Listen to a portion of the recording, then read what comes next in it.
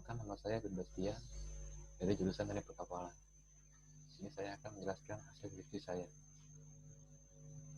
yang berjudul Identifikasi Fasilitas Pengolahan Limbah untuk Kawasan Ship Recycling Terintegrasi di Indonesia.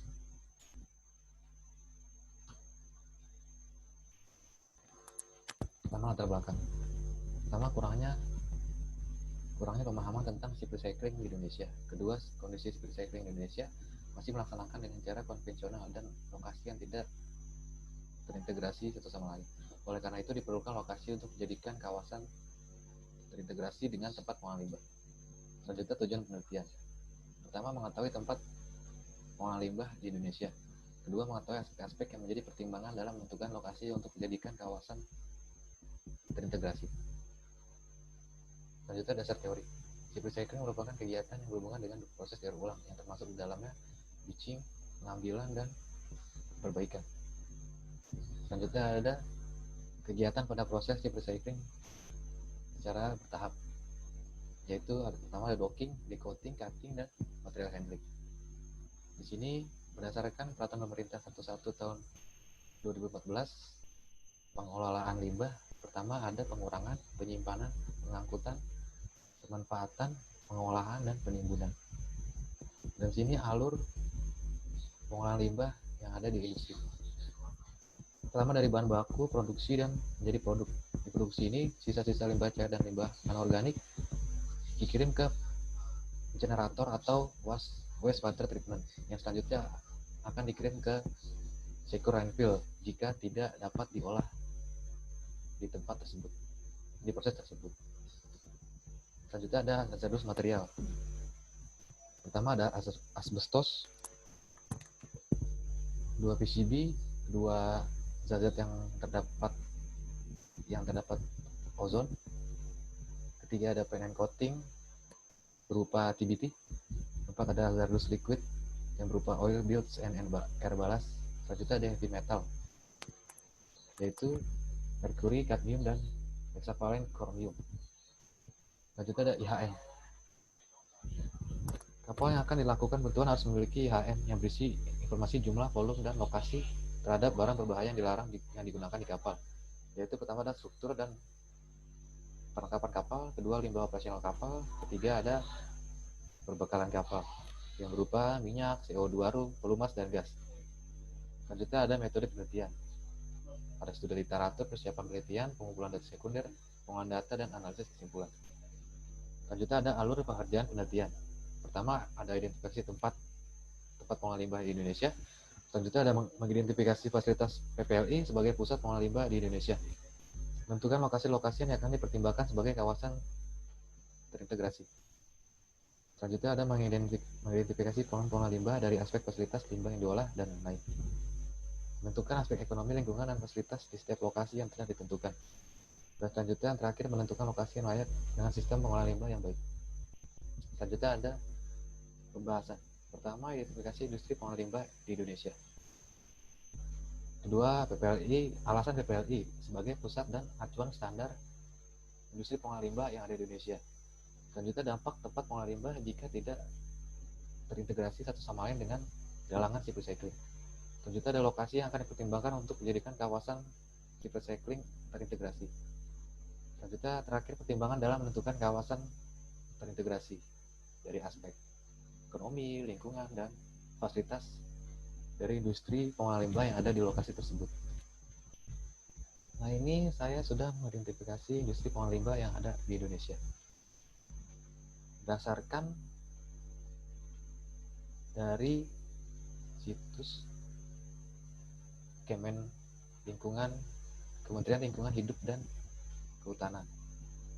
Ini dapat ada 25 industri pengolahan limbah B3 yang ada di Indonesia. Saya mengambil cuma beberapa dari semua total yang ada.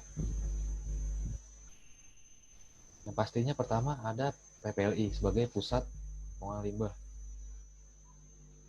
yang ada di Indonesia.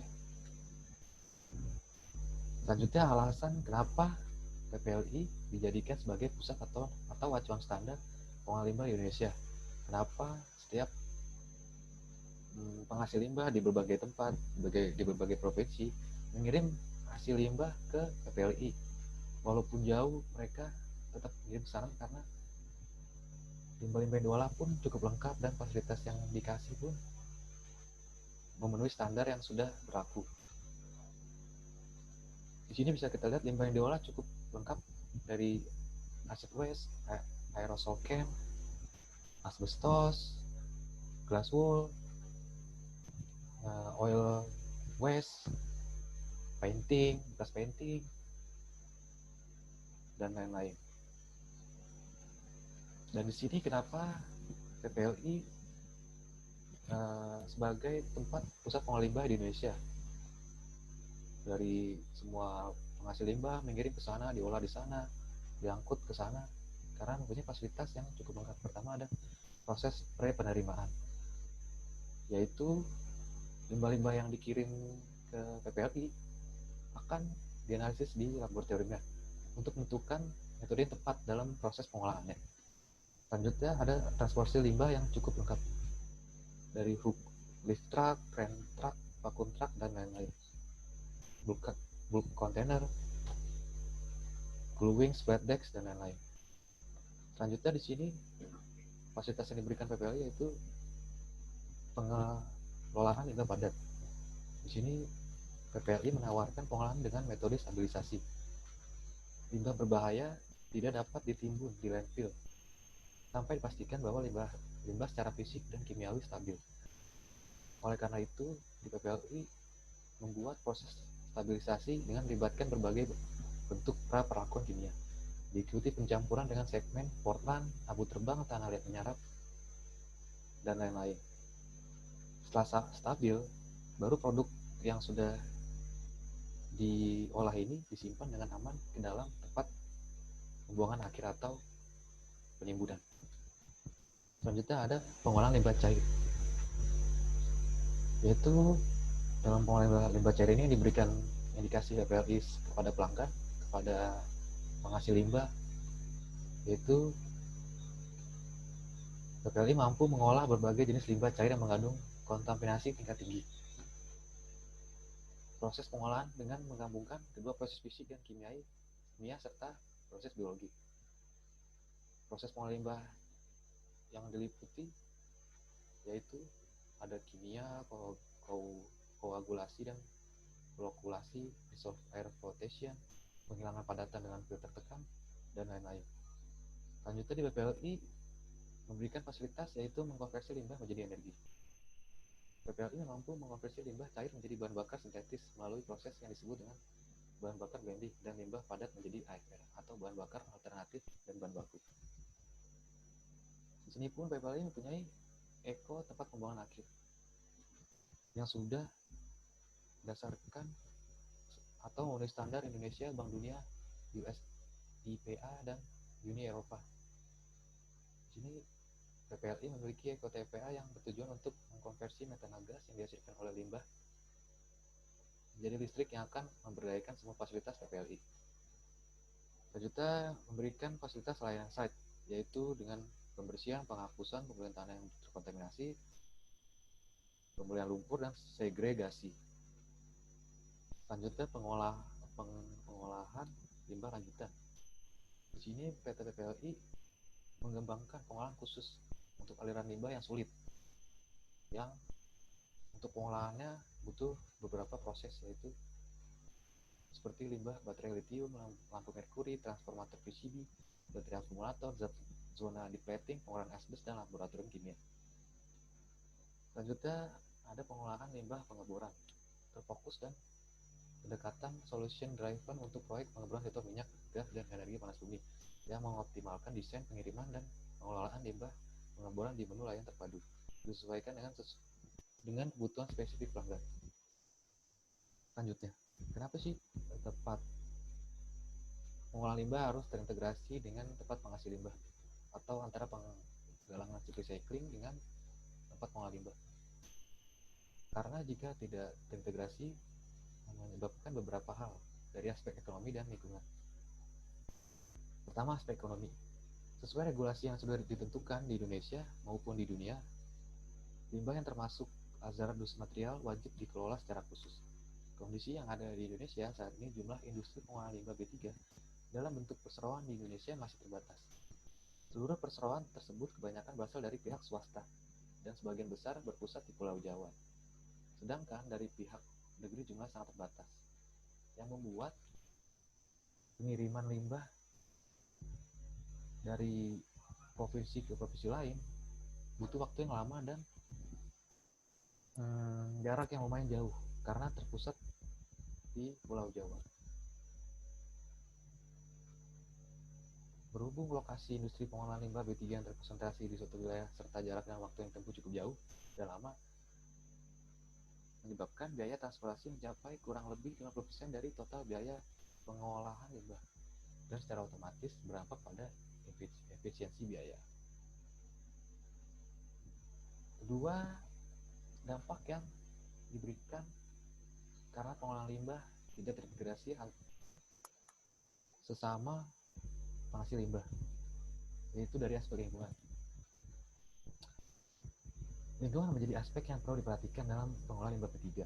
Kawasan penghasil limbah yang tidak terintegrasi satu sama lain dengan pengolahan limbah yang membuat jasa pihak ketiga atau pengolah limbah masih belum dapat menjangkaunya, sehingga dikhawatirkan akan menyebabkan penumpukan limbah di tempat penyimpanan sementara di lokasi tersebut, yang membuat lingkungan dapat tercemar dan kesehatan masyarakat di sekitar lokasi atau kawasan tersebut dapat terganggu.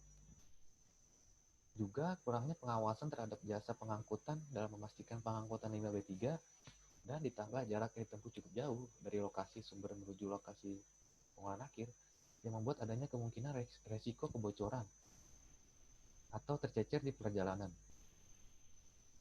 Selanjutnya, ada juga pengiriman jarak jauh memiliki banyak resiko yang terjadi berupa limbah yang sudah dikemas dan disimpan dapat rusak sebelum sampai ke tempat pengolah limbah. Di sini lokasi yang akan dipertimbangkan untuk dijadikan kawasan terintegrasi. Pertama ada Cilegon, kedua Madura, tiga Batam, keempat Ternate, kelima Tarakan, dan Tanggamus. Di setiap daerah, saya mengidentifikasi tempat-tempat pengolahan limbah B3 yang ada di lokasi tersebut dan dapat beberapa tempat pengolahan limbah yang dekat ataupun yang walaupun tidak ada, saya dapat yang lumayan jauh dari lokasi yang sudah ditentukan. Pertama dari Cilegon terdapat 4 perusahaan, yaitu dari Wastek Internasional sampai Wahana Pamona Limbah Distrik. Di Madura saya dapat 5 perusahaan, yaitu Putra Restu Ibu Abadi sampai Teknotama Lingkungan Internusa. 3 Batam, ada 3 perusahaan yang saya dapat dari Argo Wiranusa sampai Desa Air Kasut. Dan Ternate karena berhubung tempatnya geografis yang merupakan kepulauan sehingga susah mencari tempat pengolahan limbah, yaitu ada cuma satu, yaitu Desa Halmahera Mineral. Di Tarakan ada 2 tempat pengolahan limbah yang saya dapat, itu pun juga beda provinsi karena di Tarakan Kalimantan Utara dan saya dapat di Kalimantan Timur. Ada pengolahan limbah Kutai Kertanegara dan Balikpapan Environmental Service. Selanjutnya di Tanggamus ada 3 perusahaan saya dapat, ada Bakio Sumatera Plantation sampai Mega Green Teknologi. Dari semua industri pengolahan limbah yang saya dapat, saya mengidentifikasi dengan 3 aspek, yaitu ada jarak dan waktu ditempuh dari lokasi ke tempat pengolahan limbah, lalu ada limbah yang diolah dari perusahaan tersebut, lalu fasilitas yang digunakan atau yang disediakan oleh perusahaan tersebut. Di setiap perusahaan ini kenapa saya hanya perusahaan-perusahaan yang saya cantumkan, karena cukup banyak dari setiap perusahaan untuk limbah yang diolah, fasilitas yang dipunyai cukup banyak, jadi saya hanya melis perusahaan-perusahaan limbah yang ada. Limbah-limbah yang diolah dan fasilitas yang ada itu saya cantumkan di draft CV saya. Selanjutnya dari 6 lokasi tersebut saya tentukan 3 lokasi berdasarkan perusahaan limbah yang dekat dan cepat. Dan dari perusahaan tersebut sebenarnya untuk menentukan kawasan terintegrasi antara penghasil limbah dengan pengolah limbah ada 2 pertimbangan, yaitu antara menambah fasilitas pengolah limbah atau membangun fasilitas limbah yang baru, sehingga karena saya dapat jarak yang cukup dekat dan waktu yang cukup cepat, jadi saya mengambil memutuskan untuk menambahkan fasilitas dari industri pengolahan limbah yang ada. Pertama Cilegon. Masalah yang saya ambil yaitu ada di PT Raja Gudang Mas.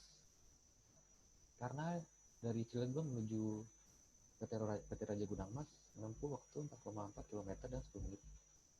Menyebabkan biaya transportasi berupa bahan bakar tidak besar. Dan pungutan liar di perjalanan pun dapat diminimalisir dalam mengurangi biaya yang dikeluarkan. Dan pengiriman limbah menuju tempat pengolahan limbah yang dekat dan cepat menyebabkan biaya logistik tidak besar karena tidak melewati berbagai proses. Karena cepat dan